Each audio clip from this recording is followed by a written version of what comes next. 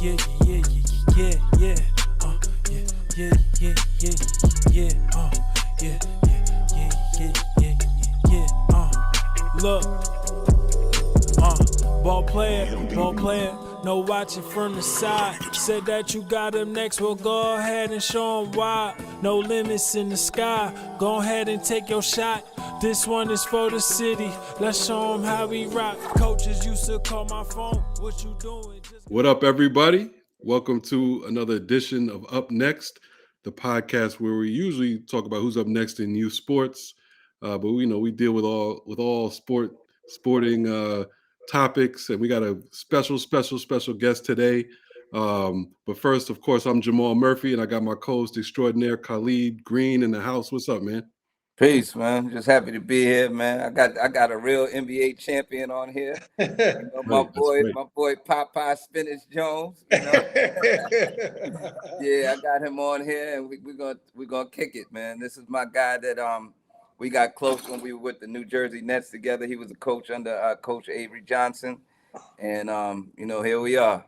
Yeah, hey, nice to see you, man, Khalid. And Jamal, it's nice to meet you as well. Thanks for having me. And I got to start off first of all, the sorry Giants, bro. The sorry Giants, Khalid. Hey, we got to know each other. Jamal, I found out he was a big Giants fan, and I'm a big Cowboys fan. So every week we ragging each other, man. But I think I got the bragging rights right now. You got him now. You got him now. He like a big ass bully right now, man. No doubt. And I grew up an Eagle fan, Eagle and Jets fan, so I always hated the Giants, like forever. Oh man, Jamal, we had you guys Sunday, man. We had you guys on the road. I was nervous. I was nervous that when you had the ball the last possession, I was like, oh, they scoring, man. I can't believe it, man. Like we can't score in the red zone this year. The Cowboys, we were 3 for 5 in the red zone, so I compliment your defense. No, but Dallas is, you guys are for real. I'm a little worried down the line. I know we got a tough schedule, so I'm a little nervous, but we'll see. Dak played a hell of a game too. That was one of the best games I've seen Dak play. Yeah, hey, you gotta let him go, man. If he makes a mistake, if he can't do it, that's what I thought early in the season they tried to get him to manage. No, you gotta let him. You guys know, you guys are NFL fans, man. Just like basketball, it's about scoring. Yeah. Every sport, you gotta score. Defense can all the rules is for offense now. That's a fact. Right. Yeah, you gotta work on defense, but you gotta score. Yes, you it's do. About scoring. Yeah, and you're right. They gotta let him play. I mean, he showed last night, like what he's capable of. So right. Just let him go. We know he has talent. And see what happens. You got talent around him. Just let him go. Exactly. But like Khalid said, we got the great Popeye Jones in the house. Let me just, obviously he's a champion, assistant coach at Denver Nuggets, 13-year assistant coach, 11-year NBA vet in the league. I remember I first saw you at Murray State. I remember you led the nation in rebounding, right? Yeah, exactly. Yeah. Once I got some of the weight off, when I got there, I was 315, so I had to get a little weight off. Got down to 250 my sophomore year. Yeah, so I remember you from way back then, and of course followed your career, and now to see you as an assistant is wild. But talk about that, man. Let's talk about like the championship. Like what was that like, man? Winning an NBA championship. Obviously, it was a surreal feeling. I tell people, man, you kind of like, you wonder, I'm coaching, I'm not playing. Am I going to feel the same in terms of your emotions? But it was the same. It was the same. And I think that the biggest thing that once it was over, man, you just reflect back on your whole career from like when I started playing basketball. Like it was crazy how like just everything just flashed right before my eyes. Like growing up on the playground to, going playing in the youth league and then middle school and high school and then Murray State and then 1 year in Italy before coming back and playing 11 year in the NBA. Then all the coaching journeys and everything. It all just kind of hit me and flashed back, man. I had an emotional moment. It was really cool, though. I want to do it again now, though. You got the bug, huh, Pop? Right. Hey, I understand what Tom Brady and Jordan the greats. I get it now. Right. I woke up the next morning after we stayed at the arena probably about 4 in the morning, cigars, champagne, a little bit of beer. We had a little bit of everything.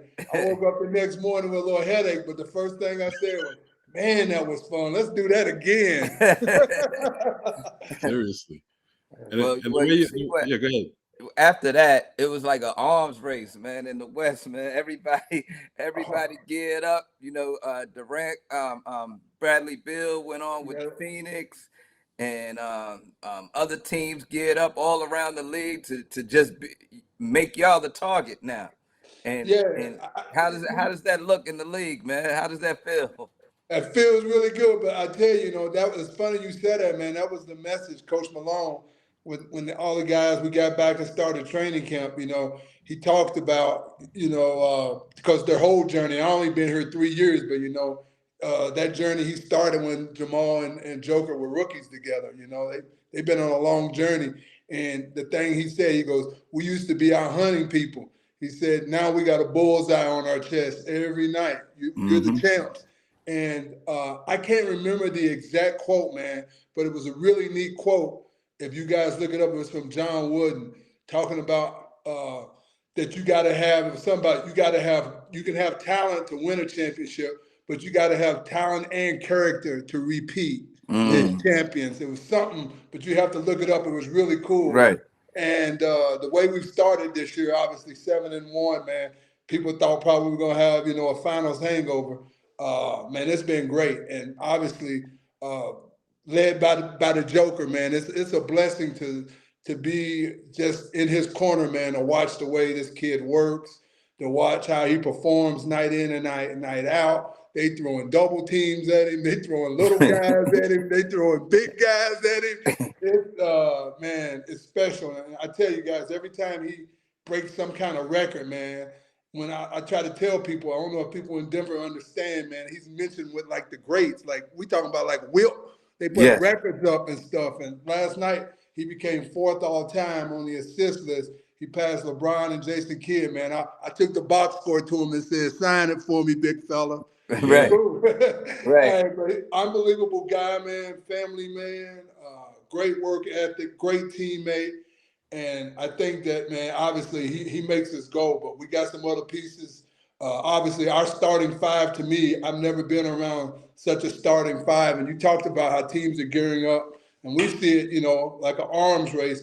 But, we keep saying that not only have we won one together, but, man, that cohesiveness with our five, oh, man, we thought it was going to be a problem. Last thing I'll say, and I'll let you guys speak, when we started training camp, we need them to play together some more, da-da-da. The first time we played 5-on-5 and they played together, it was like they didn't even miss a beat, man. It was beautiful to see.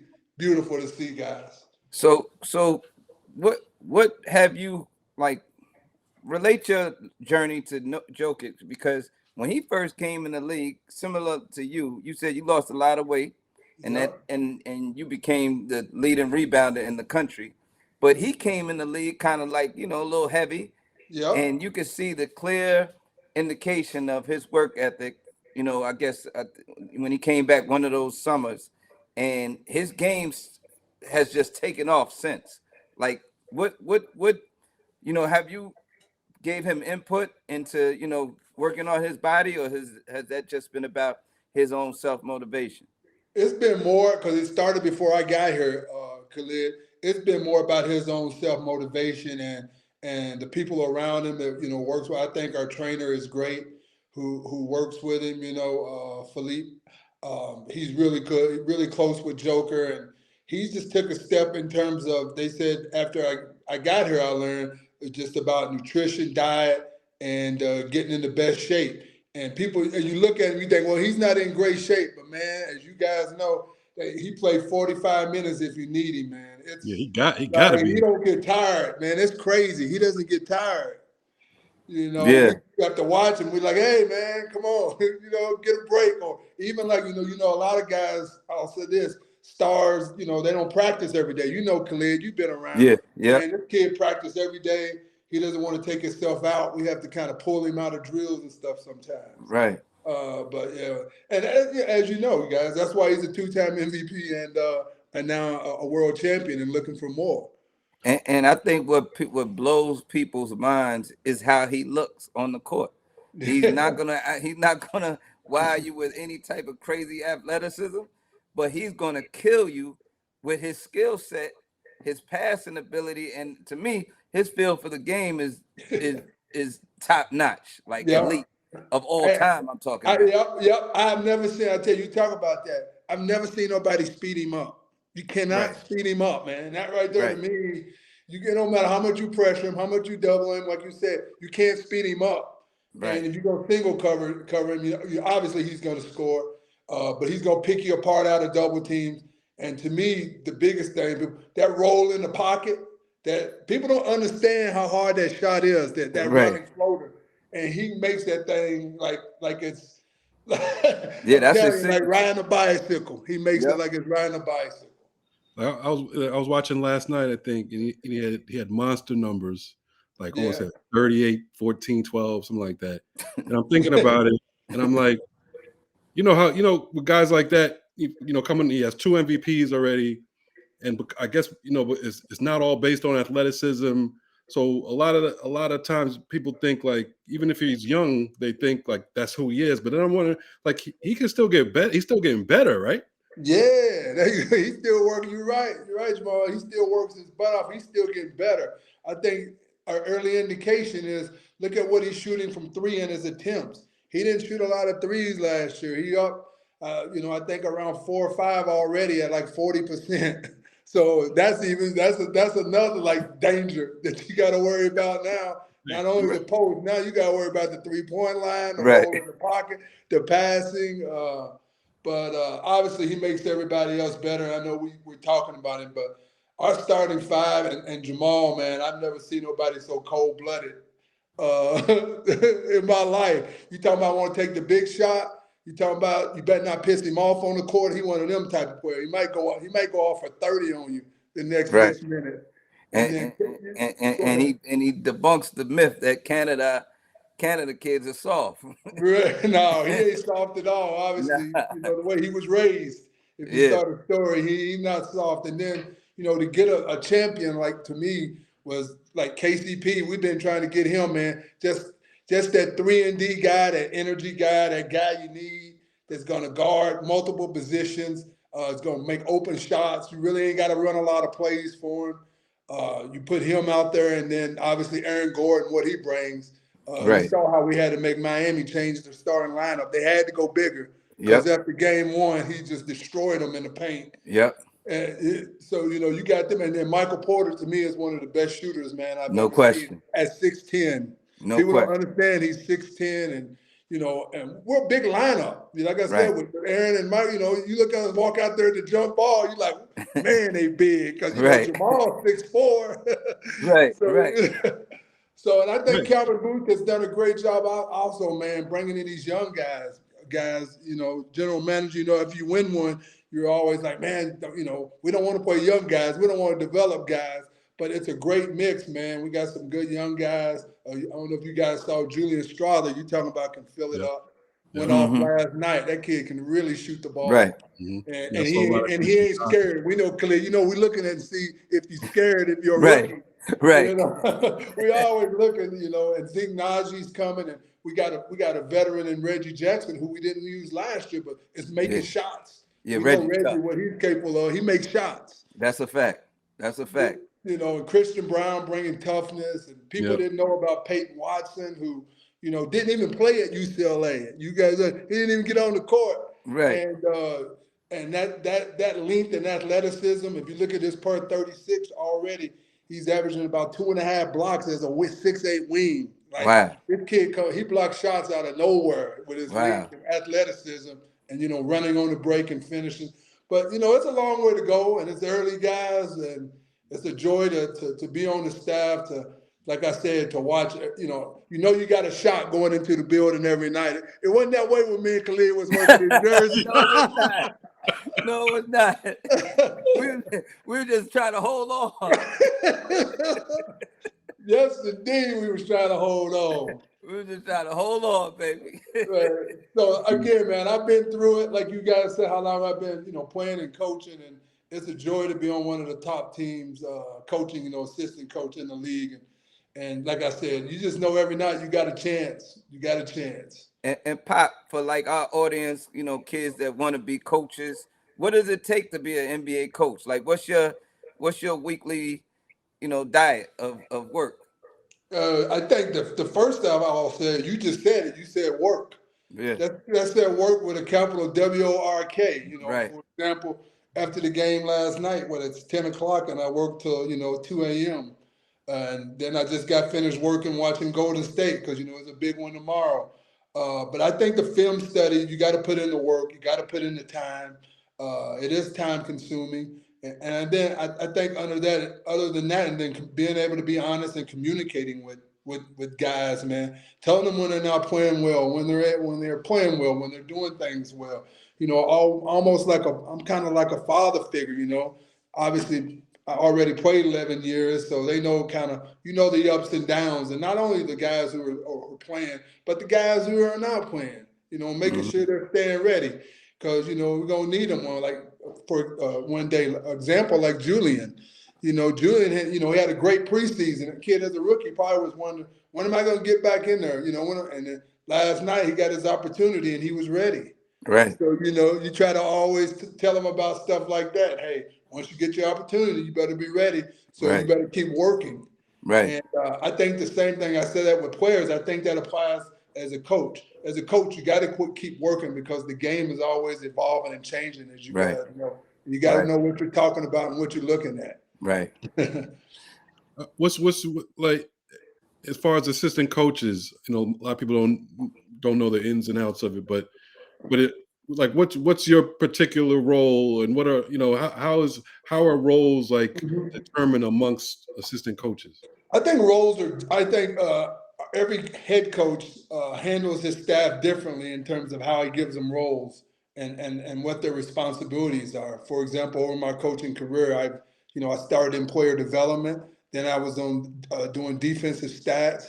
Then got changed to offense, so I did that, and then back to defense. So it's kind of like, for myself as a coach, I want to be well-rounded and understand both sides of the ball. But here, I do watch both sides of the ball, but I focus mostly on defense and scouting other teams, which I enjoy a lot, the scouting part, because you can see trends and what teams are trying to do. So I really enjoy that, digging into numbers and just preparing for an opponent. Like I told you guys, you're preparing for Golden State today, and we know what they do, man, the 3-point line. But looking at their numbers, the threes, you got to try to limit the threes. That's going to be the first key tomorrow night. What when was it that you kind of thought about being a coach? Like what the end of your playing career, I guess, was that something you always wanted to do, or was it something that you thought about at the end? Toward the end, I got to actually know Avery Johnson, who Khalid said that's who we were. I worked for him, in New Jersey and in Brooklyn for a short stint. But I think that we always started talking about coaching, me and him, when we were teammates.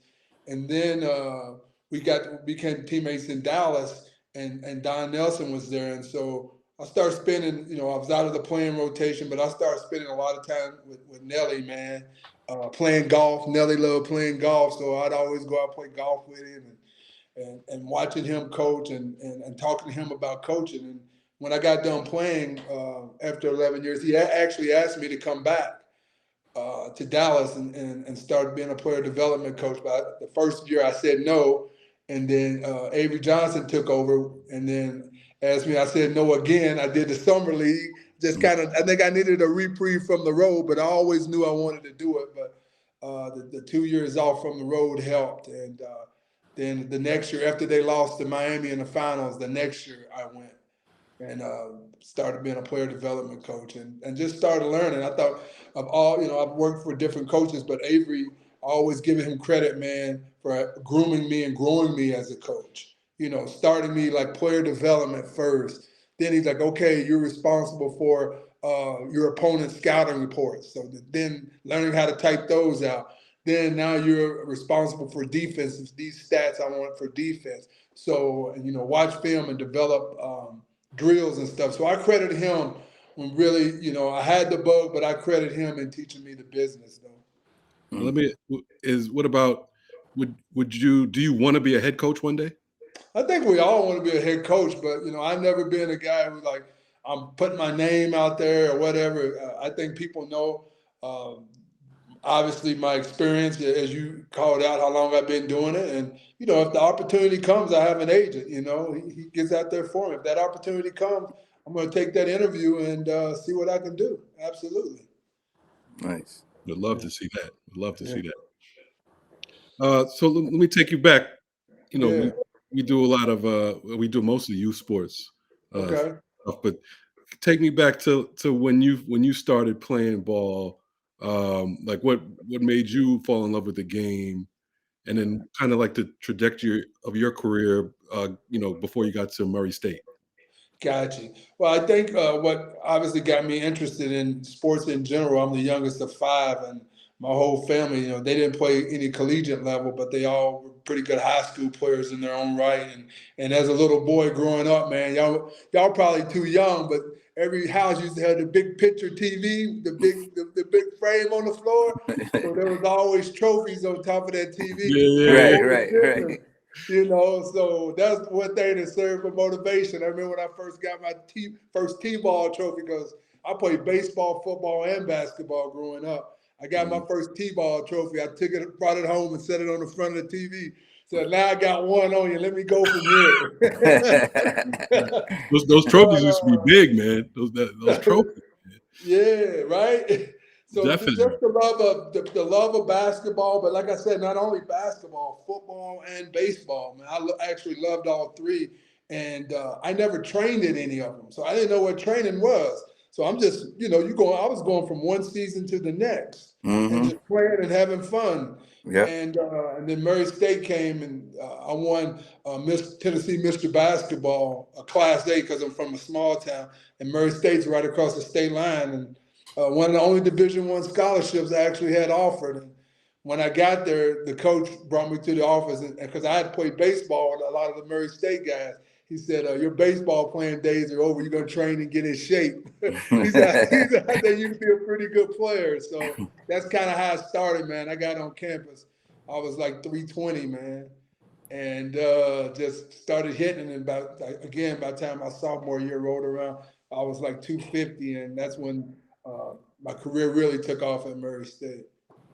And then what was it like, you know, for getting drafted second round?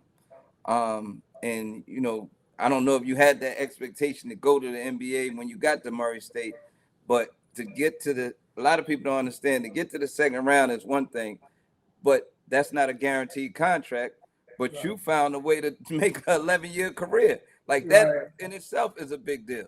Right. I think that you said it right.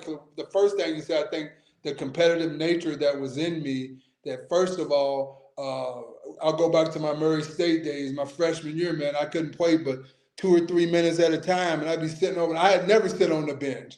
And I would just be boiling and I wasn't playing.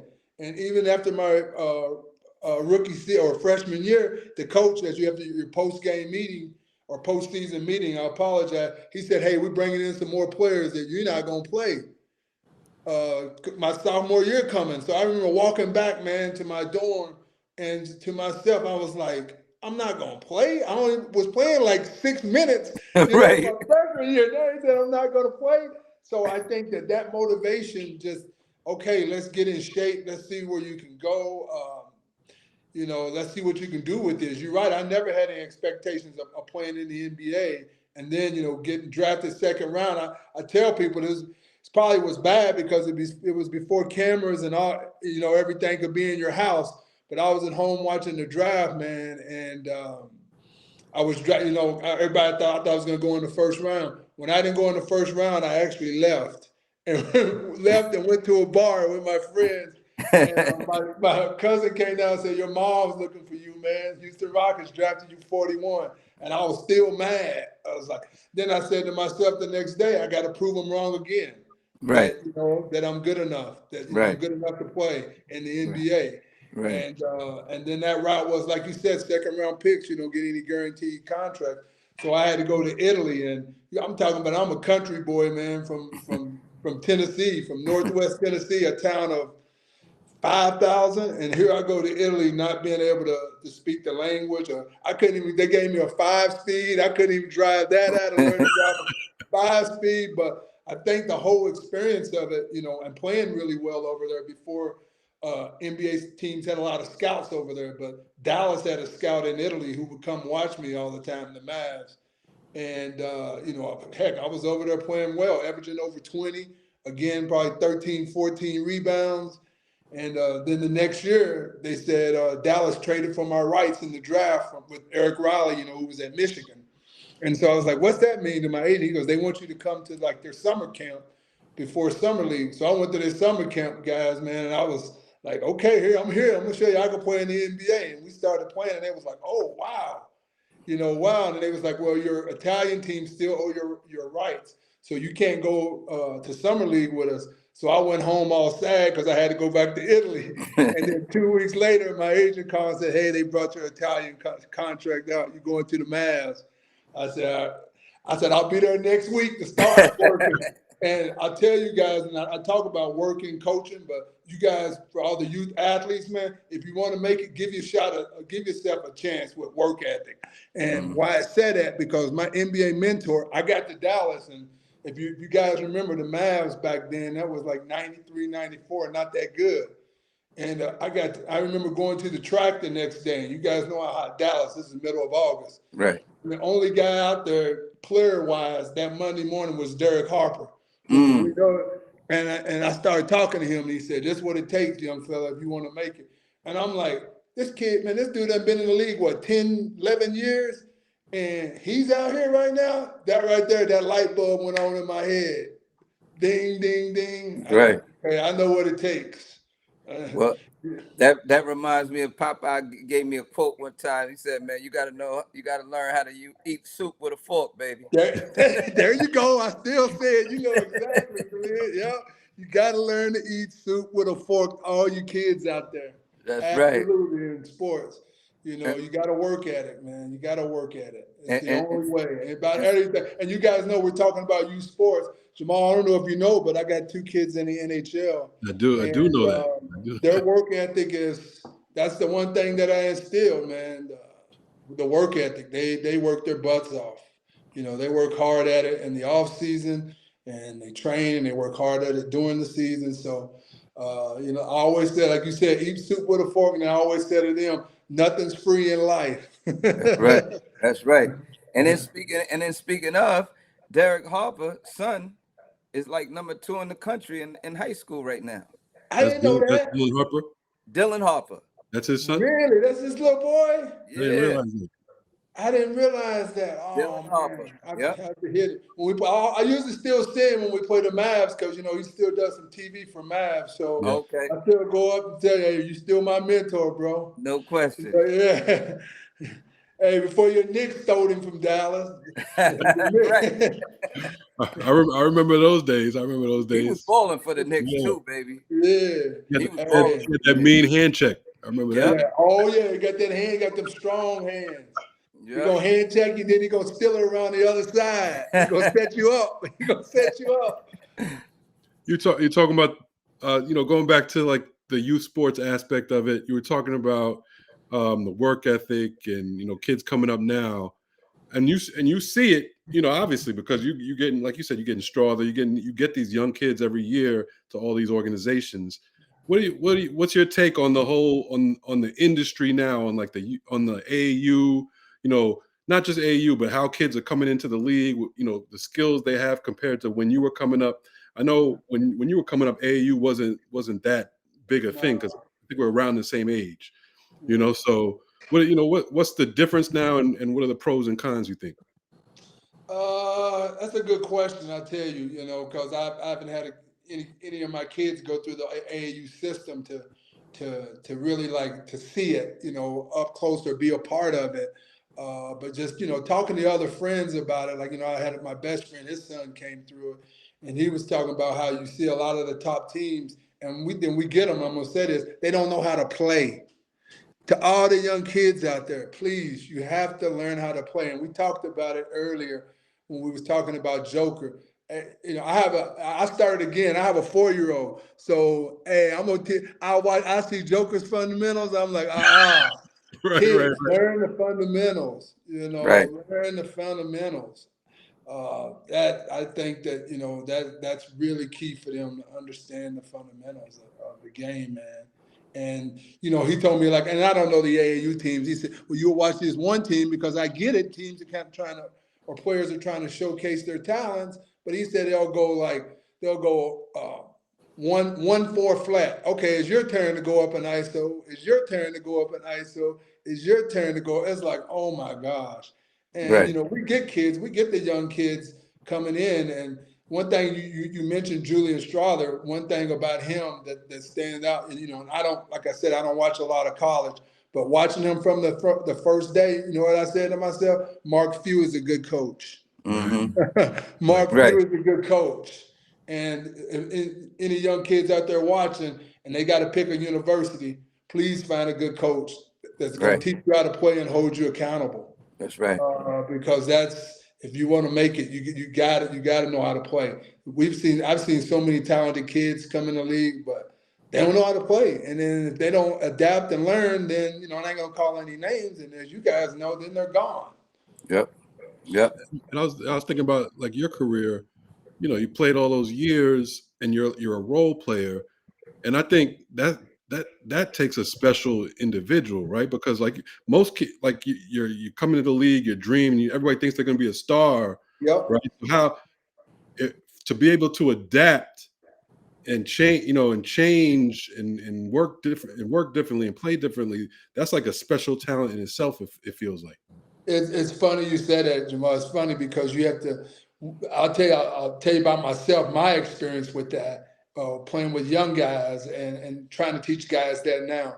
When I went to Dallas, and obviously it was rebuilding young team, and they had Jimmy Jackson, and that year they drafted Jamal Mashburn, as you guys know, out of the city, and playing with those guys the first year. You know what I thought to myself? I can't score like those guys. But you know what? They can't rebound like me either. Right. And so they gonna need me. And again, like you said, Jamal, accepting that role, man, and then playing it to its fullest. I'm talking falling in love with it. Falling in love with that role. I don't obviously talk about myself, but I still have the single high rebound record in Dallas Mavericks history. Is 28 rebounds in a game, and that's what I mean. Say that again. Playing that role. Y'all shoot all the balls. I'm gonna get all the rebounds. and you see guys, like you said, some guys can't because we know guys have been stars. We all were stars, man. From what, 12? A lot of these kids, 12 until they get to the pros. Right. Yep. And that's heartbreaking to some kids that say they can't accept that maybe this kid, if I'll play this role. But the kids who do adapt and do that, those are the kids, as you know, that love the game and really want an NBA career, that they'll adopt. Somebody, for example, like we were talking earlier, like Aaron Gordon. Mm-hmm. Aaron Gordon, when he got to Orlando, man, they put the ball in his hand. Mm-hmm. He was running pick and rolls. He was playing he was like a point forward. Right. You come over here, man, and you talking about buying to your role and play it to a T and play off Joker, playing the dunker down low, catching lobs, small zoning, ducking in. Joke gonna find him. Running on the break, finishing, and then defending multiple positions. You can play. You can put AG on 2s, 3s, 4s, 5s. And the year that Jamal was out before we got KCP, my first year, we was putting him on John Morant in the games. We was putting him on point guard. So, to that guy to accept his role. But all kids out there, if you do make it if you make it, you got to be able to adapt and to accept the role, like you said, because everybody can't be a star, man. But you can be a star in your role, though. That's a fact. That's a fact. And that you're right, though. That begins when you start. One thing about AAU, I realized being a coach in it, it's hard for guys to adjust to roles on good teams. But the guys that do, they're Yeah. usually the teams that win. Right. Yep. Right. And I know it's hard because, we're talking AAU and, and you said you asked me, I know, Jamal, pros and cons. I don't know if there's any pros and cons. My kids came up through the youth hockey deal and they played a lot of hockey. I used to think it was too much basketball, but if you don't play that much basketball, you're going to get left behind now. If you got a Yeah. kid that's interested in the game, you got to get them out there. You got to let them play because the other kids are playing and getting better. But I think at the same time, the skill development still has got to be there. It's got to be a big part. I know Absolutely. these kids want to play games, and and sometimes I tell you guys I'm kind of changing because I just thought of a story. I did my wife's nephew. I remember going to one AAU game. My wife's from Iowa, and I did go to an AAU game. And this is the one thing that got me crazy. They had 6 kids on the team, and he goes, "We played 3 games today." They lost the first game by 30. He was eating a sub sandwich like with nothing wrong. And Right. I was like, "What?" I said, y'all just lost by 30. They got another game in 2 hours. Yeah. Like, you really forgot about it. Like, I was like, I was thinking, I don't want my kid to have that kind of mindset. Yeah. I get So that. I wonder if you're playing all those games, you're playing a lot of times, 3-4 games a day, right? Yeah. Well, you are when they're younger, but when they get on the high school circuit, like Nike and Adidas, you can only play 2 games a day. Okay. Yeah. Which I think that's good. I didn't know that. That's a good rule. Yeah. And and obviously, and then let's talk about the way I came up. Obviously, before AAU, like you was talking about yourself, Jamal. I learned to play on the playground. I remember, like we talk about all these levels that I'll tell you guys all these emotions that I felt winning it. But the lowest level for me was when I was a little boy and I would go to the playgrounds on Sunday and they wouldn't let me play. Right. You know what I mean? The older kids would let me play. And, as I finally let me out there, I come every day. They didn't have see if they weren't going to have enough. Right. One day they didn't have enough. They let me out there. Then again, it was another stepping stone, a competitive spirit, a competitive fire. Now I was getting picked all the time when they play on Sunday. Right. So, that's just the way I came up. Obviously, it's different than kids now, man, because I don't see a lot of kids. I don't hardly see any kids when I drive by playgrounds playing basketball outside. You don't. Nah, them days are over with. That's how I was talking to somebody the other day. I know Jamal can testify. That's how I grew up too. Yeah. On the urban playground, and you had to first. I was 5, whatever, and had to call next. Right. Yeah. With my You chest don't out. want to lose because if you call next, you may not get back out there forever. And then you got the other thing. Now you got to call your own fouls and stand up for yourself. That's too. a fact. and you out there with some ballers, but some gangsters too. There you go. So the whole conversation can get spicy if you go the wrong way with it. Absolutely. And obviously you guys more than me in New York. I'm Right. from a small town in Tennessee, but we still had a couple of crazy ones. But I know nothing like you guys grew up with up there in the city. Yeah. That toughens you, though. That toughens you. It does. Talk about, you brought up your sons a couple of times. I mean, to have 2 sons in the NHL is wild. Like, wow. It's wild. Just like if you had 2 sons in the NBA, 2 sons in Major League Baseball, but then for someone who played in the NBA to have 2 NHL professionals, like how did that happen? Were you a hockey fan yourself? It's crazy how it happened. I'll tell you guys a story. I was playing in Dallas. I was young at the time, just got in the league, and I did an appearance. And and Mike Modano, the great Mike Modano, American hockey player, was there. Who won cups with Dallas, was their superstar. And we got to talking, man. He was a cool dude, and he was from Michigan, and he was like, "You should come check it out. Come to a game," because the Stars they were new in Dallas. So I went with the family, man, and checked it out. The little boys, they were young. The kids was young, 3, 4 years old. We checked it out. I was like, this game is crazy. I remember a puck flew up. I'll never forget it. Hit a dude in the nose. Blood went all over the ice. They got the dude off, and the blood was there. And nobody wiped it up. They started playing again. I was like, what is this? You know, and guys jumping on over the boards on and off, and the speed of the game, you know, and being there down low, and then a fight broke out, and it was like, oh man, the excitement of being there and watching it. And then I kind of became a Dallas Stars fan, and my family became a Stars fan. And then they won the Cup in '99 when we were in Boston. We were living in Boston at the time.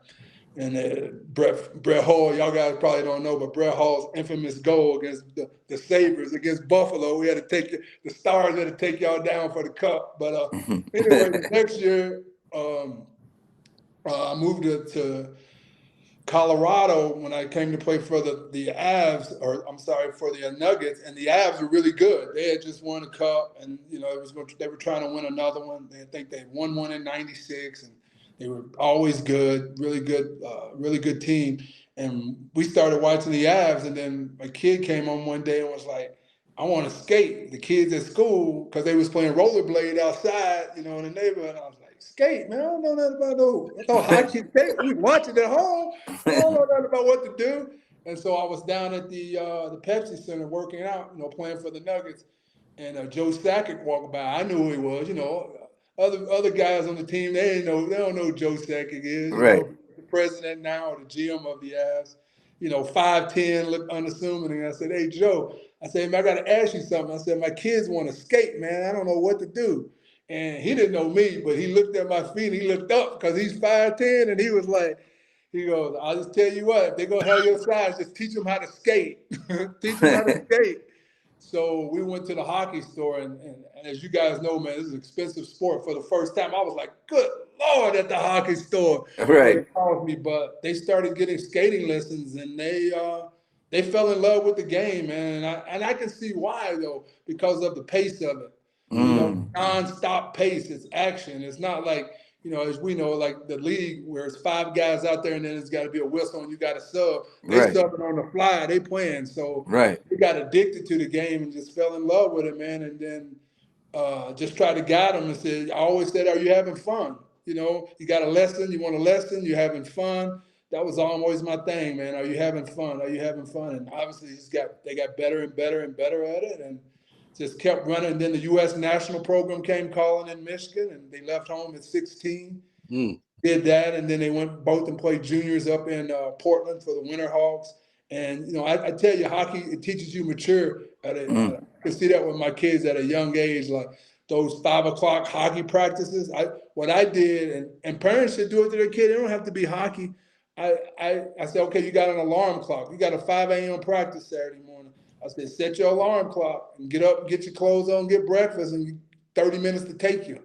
So, you know, because I saw myself, a lot of parents dragging their kids in the morning, crying. I was like, no, I'm not doing that. I'm not doing that. Well, like, what was that you've seen, like the hockey you've seen? It's obviously it's different. It's crazy, man, because I think it's crazy because the sport costs so much for kids to participate. The sport is really nuts. Parents are banging on the glass a lot, going crazy, hollering at refs. It was a crazy thing. I used to stand with my arms crossed and watch. They're like, you don't get excited? I'm like, no, I'm good. What about the racial part of it? Like, were there other black kids playing, or did they have to get used to that? Yeah, it's funny because when we went, it wasn't. That's a great question, actually. And, you know, I always was the type of parent, man, I wanted my kids to go back to try every sport. Like, you know, I got a chance. I didn't get a chance to play like golf when I was young, but I did get like tennis and different things. And so my kids, they would play. They played lacrosse. They played soccer, tennis, golf. You know, I was just introducing them. And so when they asked, I was like, sure, if you want to play. And so, I knew it wasn't any black kids, you know, playing. If it was, not that many minorities. And I just let them in the door, man. Walk in the door. You're here to play, and they never had any problems in locker rooms or anything. It's been good for them. But, you know, we definitely have heard about some incidents that's happened over the years in youth hockey and professional hockey. But they've been blessed and fortunate not to have any incidents. And they're at the top of the game. That's crazy. NHL, two brothers. Literally. I tell you guys, you was talking about them. I think it was last year. It was last year for me as a hockey parent. I got to see them. I got to stay over in New York, man, and I got to see them play in the Garden and start together for the Wow. Blacks. That was real cool against the Rangers. Like Wow. for me, sitting there like, man, I was like, they're in the Mecca, and they starting against the Rangers tonight. That's surreal. That was real cool. That was real cool. Yeah. Yeah. That is crazy. Yeah. Okay, I guess before we let you go, I'll just ask.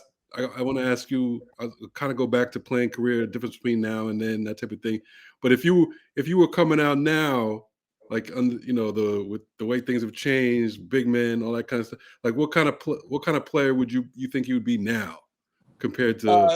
I think I would shoot more threes. Obviously, I shot threes in college. My favorite shot always been the trail three. Still there to the day, the trail three. Because in college I played the five. Small school, Murray State. But I would definitely shoot more threes. Dick Motta, one of my coaches in Dallas, old school coach, he tried to 1 year get me to shoot threes, but one thing that I realized that's going to take away from my offensive rebounds. I'm going to stand out on the 3-point line because, I led the league in offensive rebounding a couple of times. So I was like, I'm a better rebounder than the 3-point shooter. I'll shoot a couple at the top, but I think that would be the thing. I would definitely shoot more threes, more spot ups, more corners, more slot threes. Because that's, as you guys know, that's the game. I would shoot threes and rebound like I do and play defense. And Pop, we've seen the transformation with guys that were around us. Like, look at Brooke Lopez. When we had him, he wasn't shooting threes like he is now. He's known for it now. Yeah, right. Hey, Khalid, it's funny you said that. You remember that, he was like in the post averaging 20. Yes. But you know what? One thing he always did, he always practiced them. Yep. Coach Johnson, AJ didn't want him to shoot him. Right. He always practiced them. I remember one day AJ told me, he's like, don't you rebound for Brooke, no more shooting threes. I'm like, what do you want me to do, man? He want to work on his three ball. But like you said, his transformation has been unbelievable. And always, when I see him, man, give him a big hug and talk to him because, he's a big, good dude, man. Yeah, he is. Really is. Yeah. Yep. Another NBA champion. Yes, indeed. Yeah. Right. Well, thanks a lot, man. Thanks for giving us your time. Really appreciate it. We got we're gonna be watching Denver. You guys are you're looking real strong right now. You're looking like, it don't look like no hangover, like you said, no championship hangover. Looks like you guys mean business. Got the Joker, man. What you expect, man? Guess so. Obviously, it's early, and we're gonna keep pushing and keep getting better. And hopefully, we get Jamal back and we get whole again. Because you guys know we're gonna need him. It's a long year, and like you said, these teams are loading up this year. And the West is I know you guys looked at the West. Yes. West is tough. Yep. I just want to tell Popeye, lose my number this Sunday, man. I'm not picking up. No. Hey, Jamal, I'll tell you what he tried to say now, and which they ain't even better. When I said, so you know what he said? I'm a Jets fan now. I was like, that ain't even better. You don't want that either. You don't want those problems either. You don't want that either. I don't want any smoke right now, man. You don't want that. Hey, man, thank you guys for having me, man. All right, big bro. Good talking to you. Thank you. The great Popeye Jones. Appreciate it. All right, Good stuff. As always, the great Popeye Jones, dropping all kind of jewels right there. That was great. Yeah, man, that's my guy, man. Like I said, that we didn't have a winning record when I was with the New Jersey Nets, but we had a great staff of brothers, Coach Avery and Popeye and Mario Ellie, another NBA champion of the Houston Rockets at one point, was on the staff as well. So those are guys that I just have kept in contact with throughout my years. As my career has gone different ways, we stayed connected, and I'm definitely appreciative that he took time to come on our show today. Good stuff. And you got some news, right? I saw an article recently. You got some new stuff going on, right? Yes. So for those that don't know, I am We're gonna have to do a segment on this too, Jay. Yeah. But I'm the grassroots program manager at Overtime Elite now, out in Atlanta. I'm still based in New York, but I do a lot of traveling. And what my job consists of is, cultivating relationships in the basketball ecosystem as well as recruiting nationally. So I'm doing a lot of traveling, but I'm having fun. OTE is a great company to work for. And again, it puts me in touch with some of these young killers that are out here, and some of those killers will be in the NBA very soon. No doubt. We had talked about this, a few months ago, how OTE looked like they're trying to take over, they're taking over. And now they got you, so they about to really take over. That's what Yeah, you they kind of got the assassin in the building, man. So I'm not playing, It's I'm a like wrap. It's a Omar. wrap now. I'm like Omar in the wire, man. I walk around with my trench coat and Oh whistle. no. I'm coming. Ain't gonna be no high school ball in New York now. Nah. Yeah, that's crazy. Yeah. Congratulations, man. That's Thank you. some great stuff. Yes, And sir. of course, we'll be all in the mix for Yep. sure. Yep. Sure. We certainly will. And Thank, go support the book. Free game is yes, out there on Amazon. yes. Support the book, free game. What's the Instagram handle? Freegame.7. Yes, freegame.7. Check that out. Thanks to all the listeners listening, supporting us. Appreciate it. Follow us on Instagram as well at Up Next Pod, on Twitter at @upnext_pod. Subscribe to the YouTube channel Up Next Podcast, and we'll bring you more and more content. As we go along. It's a whole bunch out here. A lot of ballers, a lot of news, a lot of everything. Oh, let me make a correction. It's not Derek Harper's son. It's Ron Harper's son. Oh, Ron Harper's. Yeah. Ron. Right, I don't want to cause any problems in anybody's household. It is Ron Ron Harper. Yeah, Harper's son. Dylan Harper. Right. That's right. Right. He was number one until Cooper Flag reclassed. Right. So he's number 2. He actually played against OTE the other day. He split. I think he had 30 something one game. He was killing. I was watching. But he's a bad boy, and it is not Derek Harper's son. Ron Harper's son. He had another son previously. I think is in the G League. I think. Yeah. Who played at Rutgers. Yeah. And they're saying Dylan Harper that might choose Rutgers himself. That would be if Rutgers can get him, that'd be huge. Oh, that'll be huge, man. That'll be huge because that kid is special. Left hand shooter, but finishes with both hands. Excellent size for his position. Strong competitor. Yeah, he's a killer. There's a reason he's number 2 in the country. Yeah, I saw him play at Peace Jam, and I was like, yeah, he's a real deal. Yep. You could tell for sure. Yep. So that's great, man. I'm sure we'll be back next week with another great show. Thanks again to everybody listening and supporting, and we'll be back next week. Peace. Peace.